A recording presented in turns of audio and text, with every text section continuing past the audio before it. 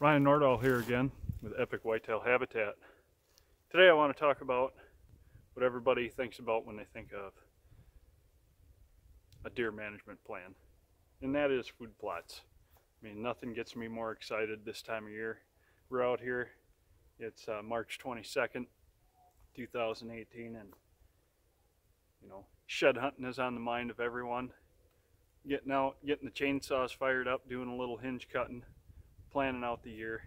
I love doing management plans this time of year. Everybody's fired up for the season. Getting food plots in, doing some hinge cutting, making bedding areas, travel corridors, doing some edge feathering around their food plots, in tornado zones, things like that. And I absolutely love what I do, and I love helping others develop their property to bring out the full potential. I will say that it does start with a food plot in mind, but it's more than just a food plot. It's a whole combination of things. Yes, we need food on our property as much as possible. We need tons per acre of food to draw the deer in. But I don't want to be having to draw every deer off the neighbors' properties and stuff. That's just not what I want to do, because that's where the thought of a nocturnal deer comes in. Is he's coming from the next property over, who knows how far. A buck in his home range can travel up to 3 miles, and they really can. People don't think that, but they can. And they show up on their property midnight, 2 o'clock in the morning, and the misconception of a nocturnal deer, and it's just not true, especially when it comes to deer season. It's all about the pressure that you put on the deer, on your stands. A lot of people, hunt the same stand time in and time again, and it's just, you guys are burning it out, and you educate the deer to your every movement. Now, on this, I'm not saying you can't enjoy your land. That's why you own the land, is to enjoy the land. And but when it comes to deer hunting, deer season, you gotta change up your approach and your mindset to how we're hunting these deer. Everybody has it in their mind, we're still hunting the way we did 30 years ago, and that's why we're not seeing the deer numbers that we used to 30 years ago, 30 years ago. But when it comes to food plot, I don't want just a food plot. I want designated bedding areas.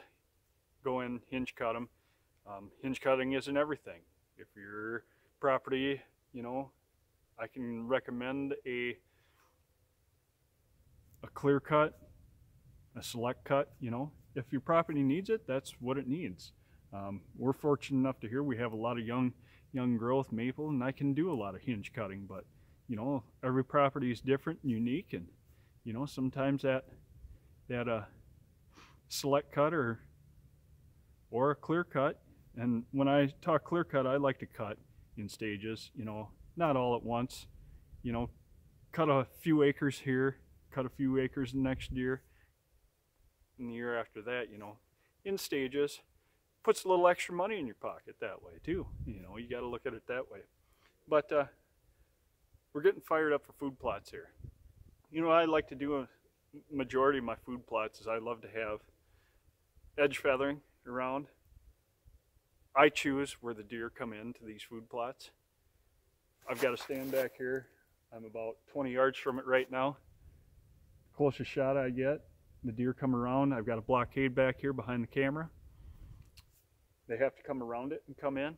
Gives me a perfect close shot opportunity, especially for my boys when they're hunting with me. This is a 2-man ladder stand if we do choose to hunt this particular food plot up here. I myself like to stay off the food plots, but when I got the kids want to see deer, and there's no better place to observe deer than in a food plot. And this was a honey hole plot by Antler King this past season, and we saw deer just about every night in here. Not particularly the bucks that we wanted to see, but it was still fun for the kids to see deer. That's what gets them excited, what encourages them to stay in the game. But yeah, you gotta to me, you've got to have, you know, you can't just let the deer come into your food plots randomly.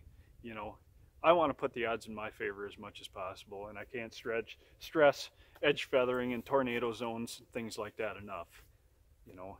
But we're getting that time of year, and it's getting exciting. I can't wait to help you guys put in your food plots, set up your property, do designs and plans. You know, every property is unique, and you know, I point out the strengths and the weaknesses and really focus on the weaknesses to help improve and keep deer on your property while they're there.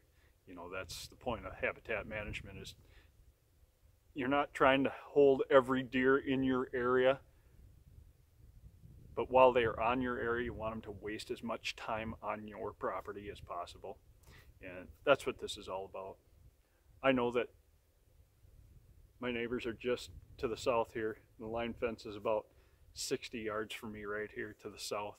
And I know I can't hold every deer on my land, and those deer that are on theirs are going to come onto mine, and vice versa.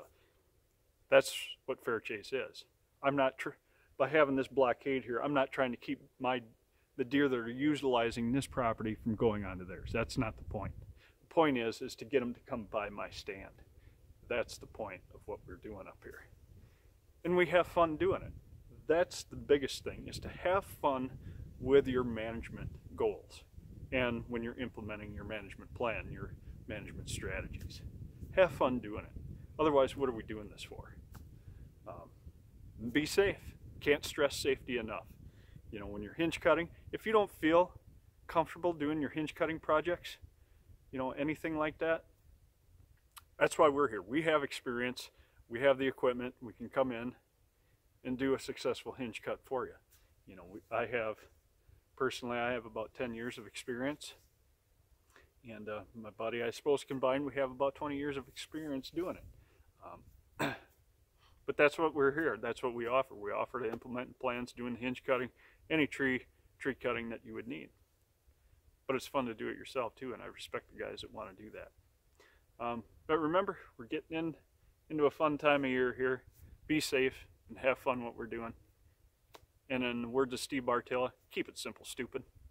You don't have to spend a lot of money doing this, guys.